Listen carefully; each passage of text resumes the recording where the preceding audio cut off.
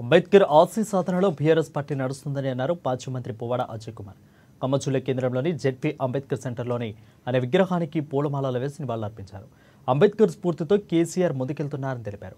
కార్యక్రమంలో బీఆర్ఎస్ మాజీ ఎంపీ నామా నాగేశ్వరరావు, ఇక మాజీ ఎమ్మెల్యేలు సండ్ర వెంకటవీరయ్య, ఇక కందాల ఉపేందర్ రెడ్డిలు పాల్గొన్నారు.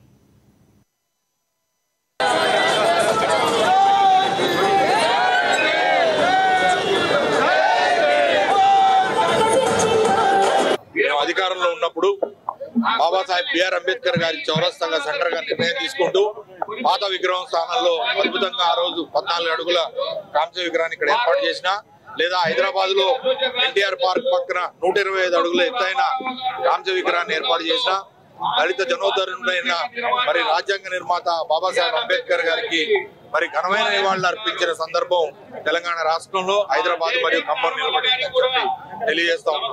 ఆయన ఆశయాల పట్ల నిబద్ధులమై ఉన్నామని చెప్పి మరొకసారి తెలియజేసుకుంటూ, దళిత గిరిజనులు మరియు బలహీన వర్గాల అభ్యున్నతి కోసం పాటుపడిన బాబాసాహెబ్ అంబేద్కర్ గారికి ఆశయాలు కట్టుబడి ఉంటాం. అదే బాటలో నడుస్తాం. కేసీఆర్ గారు చూపించిన ఆ బాటని తప్పకుండా మరింత ముందుకు తీసుకుపోతామని చెప్పి కూడా తెలియజేసుకుంటూ, అంబేద్కర్ గారికి ఘనమైన నివాళి వారి జయంతి సందర్భంగా తెలియజేస్తారు.